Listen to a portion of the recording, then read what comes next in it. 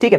तो number system की अगर अपन बात करें तो नंबर सिस्टम बेसिकली आपने बचपन से लेके आज तक जो सारे नंबर्स देखे हैं एक्सेप्ट कॉम्प्लेक्स नंबर्स, उनके बारे में आपको बेस बनाना पड़ेगा। ऑड इवन पता होना चाहिए, प्राइम नंबर्स क्या होते हैं, को प्राइम क्या होते हैं, ट्विन प्राइम क्या होते हैं, all these things that you need to revise. ठीक है। साथ ही साथ आपको HCF एंड LCM भी पता होना चाहिए। फ्रैक्शंस का HCF LCM कैसे निकालते हैं अपन, ये सारी चीजें भी आपको पता होनी चाहिए, इनसे प्रॉपर्टीज पता होनी चाहिए इनकी।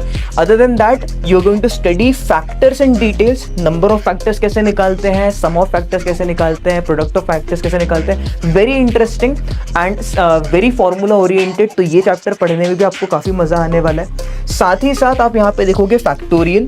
फैक्टोरियल आपको शायद तक 11th का इंट्रोडक्शन में पता ही होगा। 5 factorial is basically 1 into 2 into 3 into 4 into 5। तो अब ये 5 फैक्टोरियल में कितने सारे ट्रेलिंग जीरोज होंगे, यहाँ पे 2 की मैक्सिमम पावर कितनी आने वाली है, इस टाइप के क्वेश्चंस आपको यहाँ पे फैक्टोरियल में पूछे जाते हैं। ट्रेलिंग जीरो का क्या मतलब होता है? तो ट्रेलिंग जीरो का मतलब ये है कि अगर आप एक प्रोडक्ट निकालते हो तो बेसिकली उसको सॉल्व करने के बाद एंड में कितने जीरो आते हैं। So this type of questions are very common in competitive exams. So this is very important when it comes to number system. Trailing zeros के ऊपर आप बिल्कुल प्रैक्टिस करना जरूरी है। Unit digit again a very important topic.